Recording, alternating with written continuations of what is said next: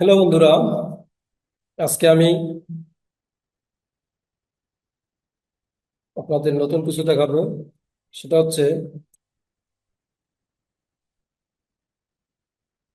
Line টুলসে কিভাবে কাজ করা যায় সেগুলো দেখাবো।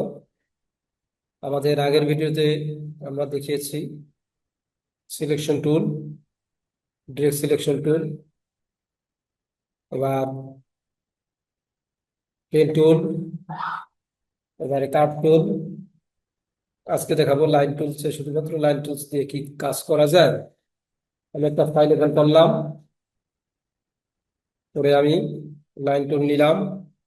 দেখুন, এই লাইন টুলের অপশনটা নিয়ে আমি যদি শিফট ক্লিক করে শিফট চাবি, দেখেন মোটা হয়ে গেছে। কেন? আমার স্ট্রোক বাড়ানো ছিল, অনেক স্ট্রোক আমি কমাই দিলাম। এখানে আমি স্ট্রোক দিলাম 150, অন হয়ে গেছে। দেখে কি আমি বাদ দিয়ে দিলাম, ওর স্ট্রোক আমি কমাই দিলাম 150। আমি হিসেবে সিলেকশন টেলসে আসলাম, এটাকে ফেলে দিই। দেখুন, লাইন টুলস নিলাম, ক্লিক করলাম। এবার যদি শিফট চেপে ধরি কিবোর্ডে, টান দিই, তাহলে দেখো সোজা যাবে। যে দিক থেকে যেদিকে ড্র্যাগ করবো সেদিকে সোজা যাবে। আর যদি আমি আবার ছেড়ে দিলাম, কিন্তু বাঁকা হয়ে গেল। কিন্তু কিভাবে সোজা যাবে দেখুন, ক্লিক করলাম, টান দিলাম, কিবোর্ড ছেড়ে দিলাম, মাউস ছেড়ে দিলাম, তাহলে সোজা গেল। আর যদি ক্লিক করে আমি কিবোর্ডের শিফট চেপে যদি আমি মাউসটা আগে ছাড়ি, তাহলে বাঁকা হবে। দেখুন, এবারে আমি ক্লিক করে যদি কিবোর্ডের অলটা চেপে ধরি, দেখুন এটা মাঝ বরাবর থেকে, মানে কেন্দ্র থেকে দুই দিকে বাড়বে, কেন্দ্র থেকে দুই দিকে বাড়বে। এবারে আমি যদি ড্রাগ করে যদি ড্রাগ করে যদি কন্ট্রোল চাপি, দেখুন কেন্দ্র থেকে চারিদিকে আমার এটা ঘোরানো যাবে। কেন্দ্র থেকে চারিদিকে যেদিক খুশি সেদিকে ঘোরানো যাবে। এবারে আমরা যদি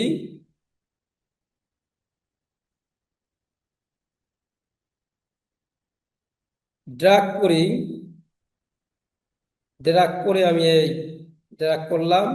এবার কিবোর্ডের স্পেস বার চেপে ধরি, ড্র্যাগ করার পরে লাইনটা ড্র্যাগ করার পরে মাউস ছাড়বো না। মাউসকে না ছেড়ে ড্র্যাগ করার পরে,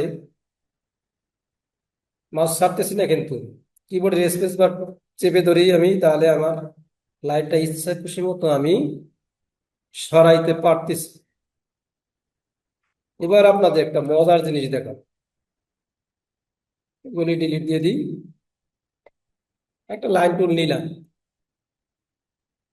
এইটাই নিলাম, শিফট চেপে ধরে এটাকে সোজা করলাম, বাস।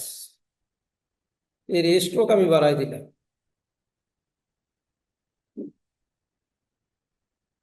স্ট্রোকে বাড়াই দিলাম। স্ট্রোক যদি বাড়াই দিই, তাহলে উইন্ডোজ থেকে আমি যাবো স্ট্রোক। উইন্ডোজ থেকে স্ট্রোক করা দেখুন, এই যে আইকনের দিকে ক্লিক করবে নিচের দিকে, ক্লিক করতে বসতে স্ট্রোক, এই যে স্ট্রোক। আপনাদের যদি এখানে না থাকে তাহলে কিবোর্ড থেকে উইন্ডোজ থেকে স্ট্রোকে যাবে, গেলাম। এবার দেখুন, এরকম লাইনটাই ধরুন আমি পেলাম। এটাকে আমি ধরলে এটা কেন্দ্র থেকেই কিন্তু ঘুরবে, কারণ আমি কেন্দ্র থেকে ঘুরেছিলাম এটা। এবার আমি এটাকে কি কি করতে পারি, এটাকে আমি অপাসিটি আরো বাড়াই দিই,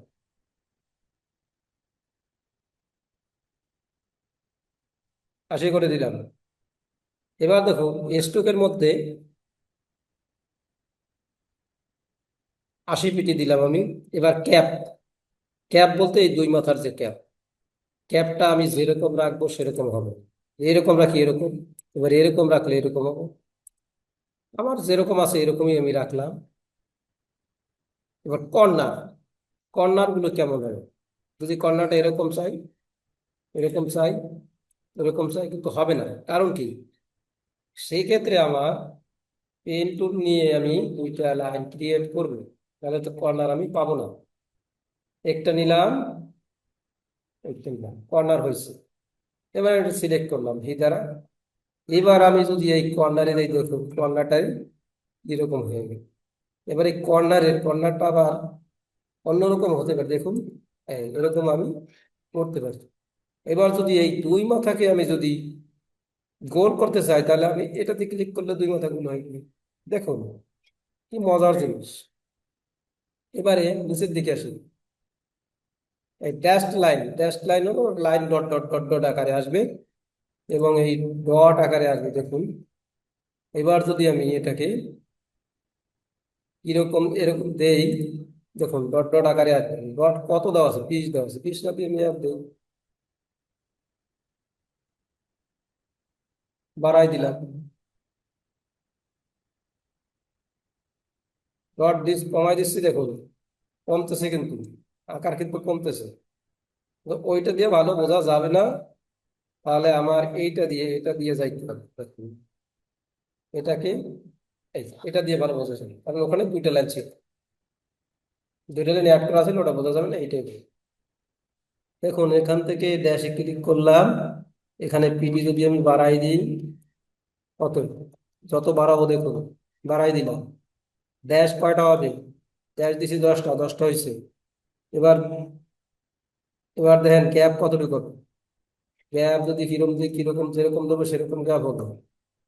এবার ড্যাশ লাইন, ছোট লাইন এবং বড় লাইন দুইটা লাইন, কিন্তু এরকম করে আমি যে কোনো ডকুমেন্টকে সাজাইতে পারি। এবার এর এর যে দুই কর্নার দেখুন, দুই মাথাকে আবার সাজানো যায়, অ্যারো আকারে সাজানো যেতে পারে। কারণ অ্যারো আমি এই যে টান দিলাম, এরকম ছিল, এর টান দিলাম, টান দিয়ে আমি এরকম করলাম। এটাকে কিন্তু আমি তীরটাকে সরাতে পারি, দেখুন সরাইলাম, এটা দিলাম হলো অ্যারো হেড, মাথায় দিলাম। এবার অ্যারো কোনটা দিব? এটাই দিলাম। এবার দেখুন কিবোর্ডের স্পেস বার চেপে, মাউসের লেফট বাটন চেপে আমি যদি সরাই, পুরো পেজকে আমি সরাতে পারবো। কিবোর্ডের কি নেবো? স্পেস বার চাপ দিব, চাপ দিয়ে ধরবো, এবং মাউসের লেফট বাটন। এবার আমি এটাকে যে এরকম টান দেবো সেরকম আরো হবে। এবার প্রয়োজনে আমরা এটাকে এটা কালারও দিতে পারি, কালারটা কিন্তু চেঞ্জ করা যেতে পারে।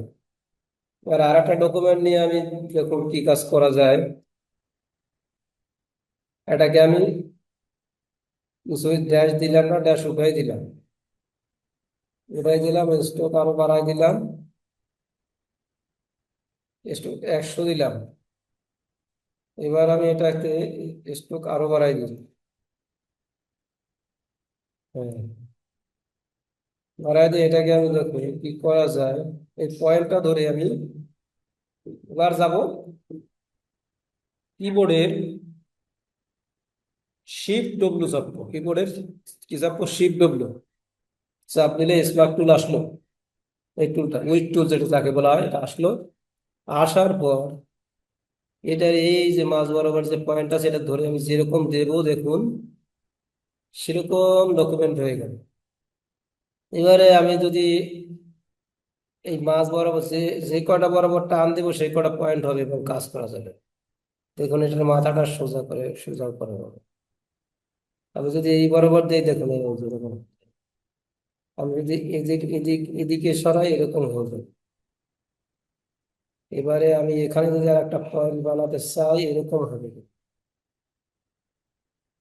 তাহলে শিক্ষার্থী বন্ধুরা, শুধু লাইন দিয়ে দেখুন কত কিছু করা যায়।